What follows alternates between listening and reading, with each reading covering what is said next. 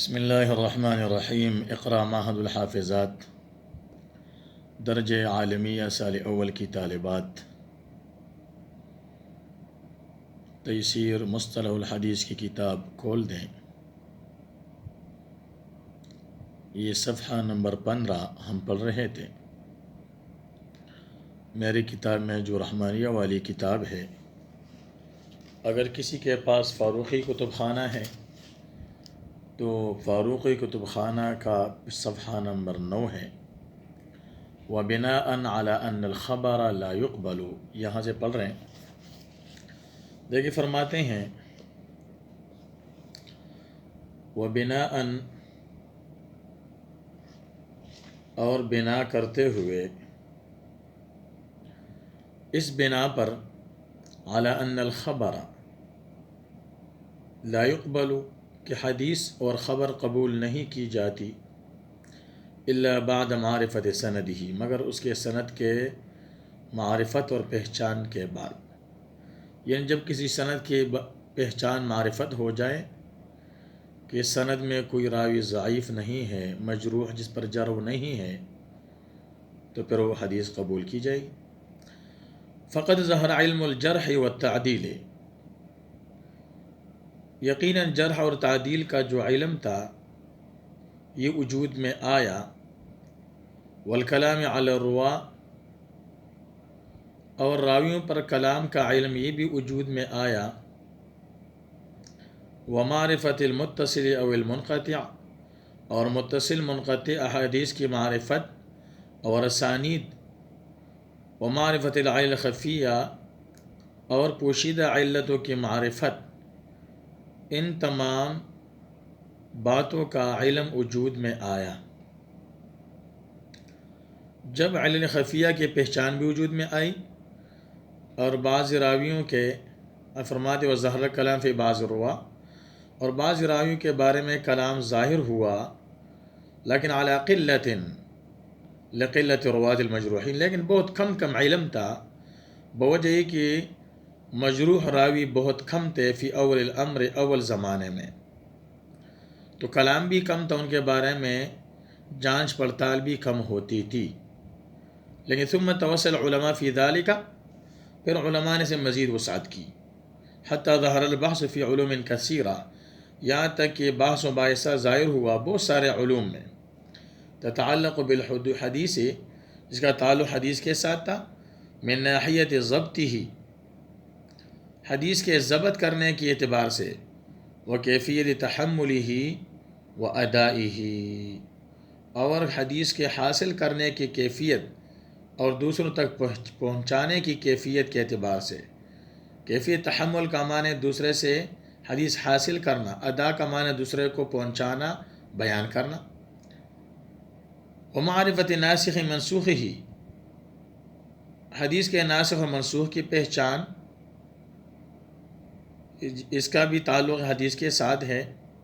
ان چیزوں کے بارے میں بھی بحث و مباحثہ ظاہر ہوا، شروع ہوا۔ وغریب ہی، اور غریب حدیث کی وغیرہ کی پہچان، وغیرہ اس کے علاوہ۔ الا ان ذلک کان يتناقل العلماء شفویا، لیکن یہ بات تھی کہ علماء اسے زبانی بیان کرتے تھے اور نقل کرتے تھے۔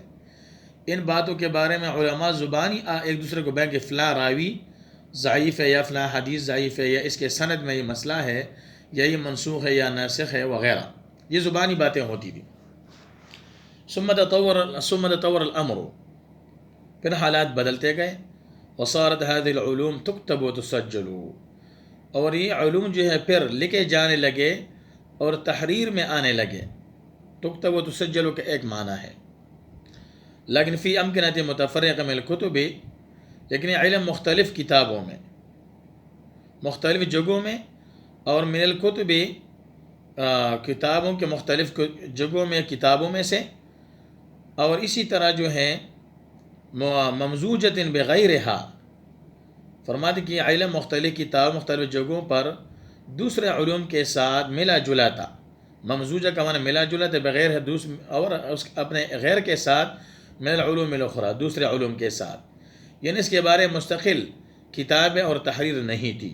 کہ علم الاصول، جس طرح حدیث کا اصول وغیرہ جو ہے علم حدیث اصول کے ساتھ کا بھی ہوتا تھا، وہ علم الفقہ کا بھی، علم فقہ کس کا مباحثہ و بحث ہوتا تھا، وہ علم الحدیث، علم حدیث میں سے کتاب الرسالہ، جیسے کتاب الرسالہ ہے اور کتاب الام ہے، یہ کتاب کلاہم امام شافعی، یہ دونوں امام شافعی کتابیں لکھی ہوئی ہیں، لیکن ان کتاب میں جس طرح حدیث کے بارے میں علم باس تھا، اس طرح دو علم فقہ، علم اور علم اصول وغیرہ بھی اس میں ہوتے تھے، مستقل کوئی کتاب اس کے لیے نہیں تھی۔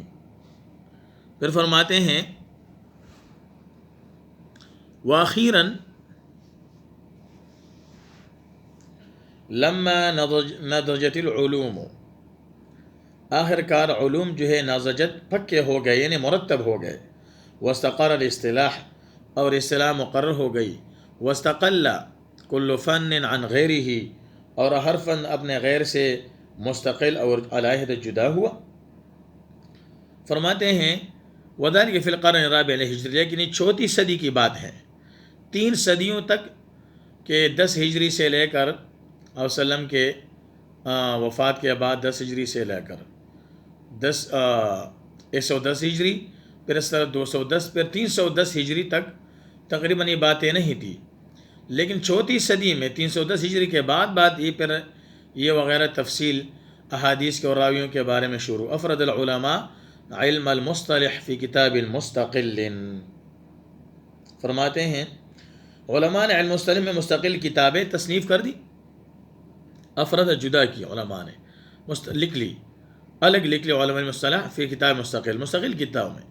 وکان من اول من افردہ بالتصنیف، وکان من اول، اور جس نے سب سے پہلے اس فن میں جو مستقل کتاب لکھی تھی تصنیف، القاضی ابو محمد الحسن بن عبد الرحمن بن خلاد رامہرمزی، المتوفى سنہ 360 ہجری میں وفات پایا گیا ہے۔ یہ القاضی ابو محمد الحسن بن عبد الرحمن بن خلاد رامہرمزی فرماتے ہیں فی کتاب المحدث الفاصل بین الراوی والواعی، ان کی جو کتاب ہے ان کا نام ہے المحدث الفاصل بین الراوی والواعی، اس کتاب کا نام ہے، فرق کرنے والا راوی نقل کرنے اور واعی اور یاد کرنے والے کے درمیان۔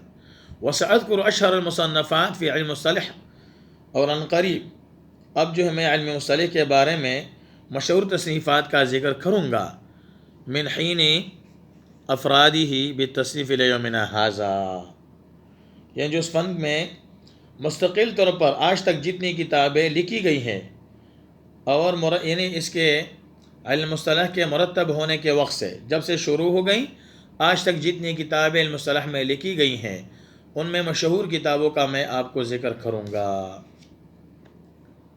آپ کو سمجھ آیا ہوگا، اس کو یاد کر لیں، انشاءاللہ آئندہ درس میں باقی آپ کو پڑھائیں گے۔